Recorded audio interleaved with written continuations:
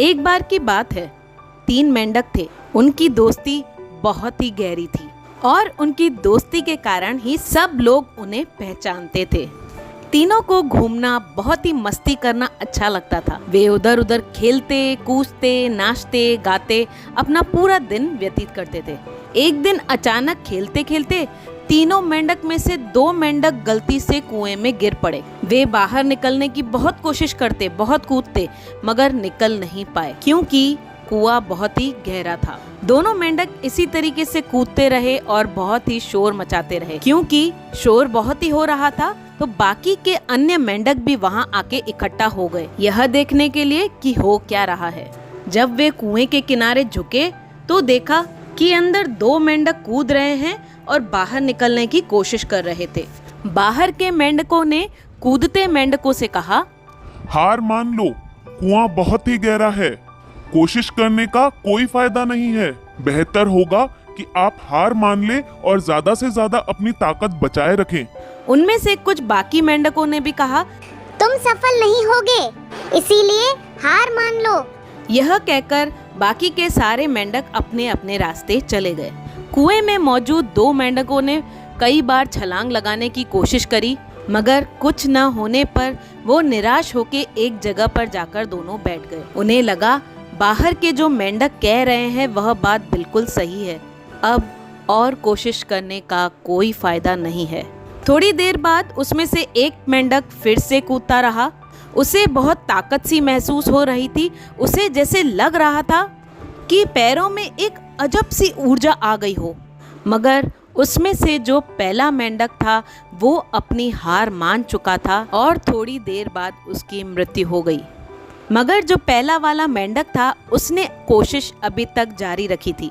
उसे ऐसा लग रहा था उसकी हर एक छलांग उसे और ऊपर ले जा रही है और अचानक वो इतना ऊपर कूद गया कि वो कुएं से ऊपर आ गया और आकर जमीन पर गिर गया और वो सफल हो गया। आप जानते हैं वो मेंढक क्यों सफल हुआ? क्योंकि वो मेंढक बहरा था। जब उसने बाहर के मेंढकों को कुएं के किनारे झांकते हुए देखा तो उसे लगा कि वह कह रहे हैं, कूदो और ऊंचा कूदो, तुम सफल हो जाओगे। उन बाहर के मेंढकों को इस तरीके से देखकर उसकी क्षमता की कोई सीमा ही नहीं रही। वह मेंढक सफल होना चाहता था, इसीलिए उसने अपने आसपास हर व्यक्ति, हर चीज में सफलता का प्रतिबिंब देखा।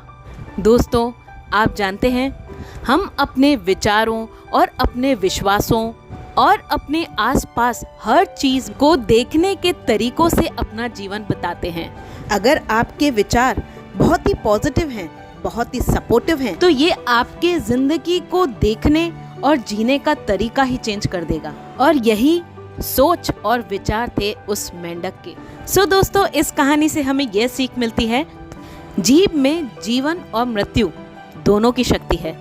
उदास व्यक्ति को एक दयालु शब्द कहना उसे जीवन भर बहुत ही खुश कर सकता है और दिन भर उसे बेहतर महसूस करने में मदद कर सकता है। दोस्तों, हमें इस बात का हमेशा ध्यान रहना चाहिए कि हम क्या कहते हैं और क्या करते हैं। दोस्तों, आप सोच भी नहीं सकते कि एक टूटे इंसान के लिए उत्साहवर्धक शब्द कितना मायने रखता है और यह शब्द उस समय उसकी दृढ़ता की क्षमता को बढ़ाने का काम करते हैं। जो व्यक्ति दूसरों को प्रोत्साहित करने का काम करते हैं वह अद्वितीय हैं। आई होप दोस्तों आपको ये मेरी मोटिवेशनल स्टोरीज बहुत ही अच्छी लग रही हैं।